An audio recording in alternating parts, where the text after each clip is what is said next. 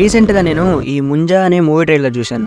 అయితే ఈ కాన్సెప్ట్ నచ్చి దీని మీద కొంచెం రీసెర్చ్ చేస్తే ఈ క్యారెక్టర్ గురించి కొన్ని ఇంట్రెస్టింగ్ స్టోరీస్ వచ్చినాయి. అందుకే ఈ క్యారెక్టర్ మీద ఒక వీడియో చేద్దామని చెప్పి ఈ వీడియో చేశాను.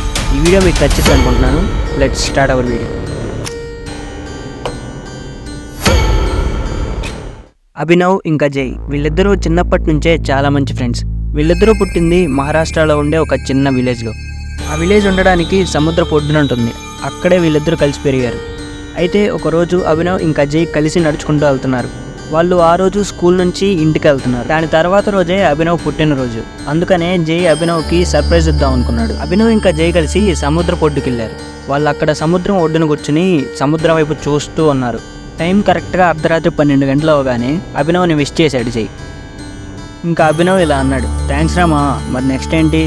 అభినవ్ అలాగా మాట్లాడడం పూర్తి చేయకముందే జై బ్యాగ్లో నుంచి ఒక వైన్ బాటిల్ని బయటికి తీశాడు. ఆ బాటిల్ని చూడగానే అభినవ్ కొంచెం షాక్ అయ్యాడు.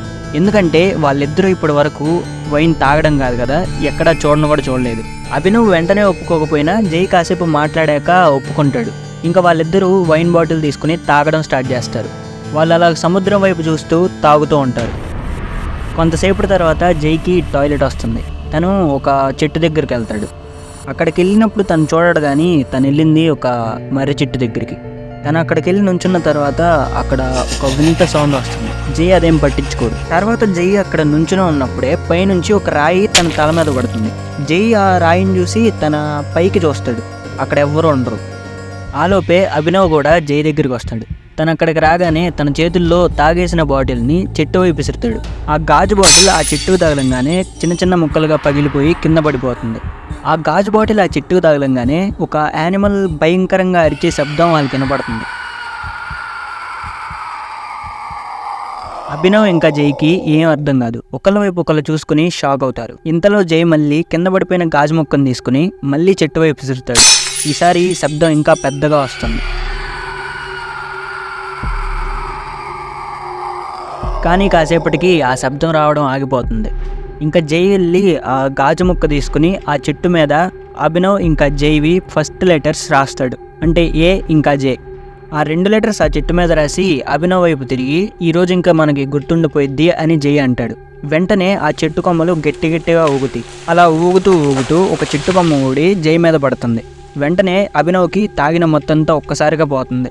అంత పైనుంచి ఆ చెట్టు కొమ్మ జై మీద పడగానే తను స్పృహ కోల్పోతాడు. అభినవ్ తనని ఎంత లేపడానికి ప్రయత్నించినా లెగవడు. ఇలాగా జైని లేపడానికి అభినవ్ ప్రయత్నిస్తున్నప్పుడు తన వెనకాల చెట్టు పై నుంచి కిందకి ఏదో పడినట్టు తనకి సౌండ్ వినిపిస్తుంది. వెంటనే అభినవ్ వెనక్కి తిరిగి తన వెనక ఏముందో చూస్తాడు. వెంటనే తన గుండె కొట్టుకోవడం పెరిగిపోతుంది. తన కాళ్ళు చేతిలో వణకడం స్టార్ట్ అవుతాయి. తన ముందు నల్ల రంగులో ఒక వింత షేప్ ఉన్న ఒక క్రియేచర్ ఉంటుంది. తన కళ్ళు మాత్రమే నీలంగా ఉండి మెరుస్తూ ఉంటాయి. అభినవ్కి అక్కడి నుంచి ఎలా తప్పించుకోవాలో అర్థం కాదు. తనకి చాలా భయం వేస్తుంది. వెంటనే అక్కడి నుంచి పరిగెత్తడం మొదలు పెడతాడు. కానీ ఆ క్రియేచర్ కూడా తన వెంటే వచ్చి తన మీద అటాక్ చేయడం స్టార్ట్ చేస్తుంది. తను ఎంత స్పీడ్గా వీలైతే అంత స్పీడ్గా పరిగెడుతూ ఉంటాడు. ఆ క్రియేచర్ కూడా తనని తరుముతూ వస్తుంది. అభినవ్ వీపులోకి ఆ క్రియేచర్ యొక్క గోళ్ళు దిగడం తనకి అర్థమవుతుంది. తనని అటాక్ చేసినా సరే తను పరిగెత్తడం మాత్రం ఆపలేదు. ఆ నల్లటి రూపం నుంచి తను చాలా దూరం పరిగెత్తిన తర్వాత వెనక్కి తిరిగి చూస్తాడు. ఆ నల్లటి రూపం అప్పుడు ఒక పొగ రూపంలో మారి జై లోపలికి వెళ్ళిపోతుంది.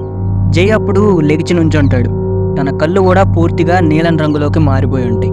అక్కడ కింద పడిపోయి ఉన్న ఒక గాజు ముక్కను తీసుకుని జై తన చెస్ట్ మీద ఏ జే అని ఆ 2 లెటర్స్ని రాస్తాడు. ఎలాగైతే ఇందాక ఆ చెట్టు మీద రాశాడు సేమ్ అలాగే రాస్తాడు. ఇలా జరుగుతున్నప్పుడు అభినవ్ దూరం నుంచి చూస్తూ ఉంటాడు. తనకి ఏం చెయ్యాలో కూడా అర్థం కాదు. అప్పుడు ఉదయం 5 గంటలు అవుతూ ఉంటుంది.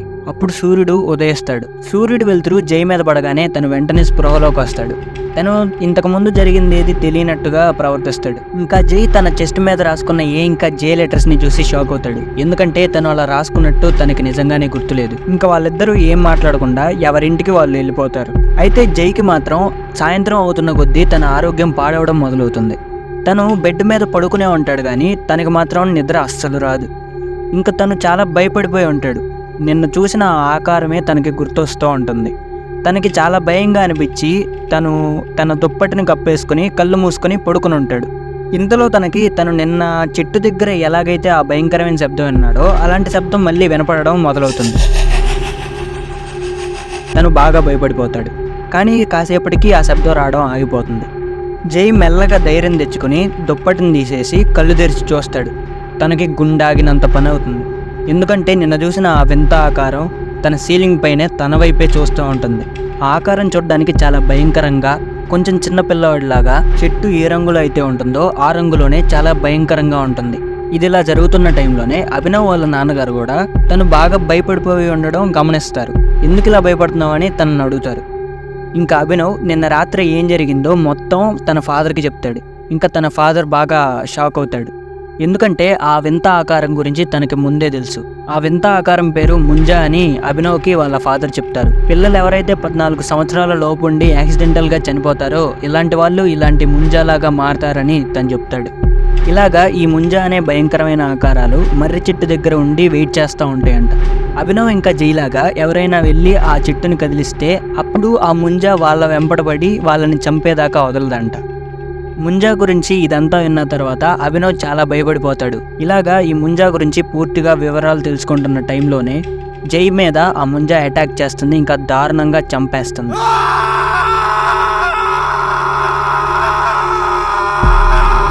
ఇంకా జైని ఎలాగైనా సరే కాపాడాలని చెప్పి అభినవ్ వాళ్ళ ఫాదర్ని తీసుకుని జై దగ్గరికి వెళ్తాడు. కానీ వాళ్ళ ఇంటికి వెళ్ళిన తర్వాత అక్కడ జరిగింది చూసి వాళ్ళిద్దరూ చాలా షాక్ అవుతారు. అలా రూమ్లోకి ఎంటర్ అవ్వగానే రూమ్ నిండా రక్తం చూసి వాళ్ళిద్దరూ బాగా భయపడతారు. ఆ రక్తపు మడుగులో పడి ఉన్న జైని చూసి అభినవ్ వాళ్ళ నాన్నగారు బాగా టెన్షన్ ఫీల్ అవుతారు. ఎందుకంటే ఆ ముంజా నెక్స్ట్ అటాక్ చేయబోయేది అభినవ్నే కాబట్టి.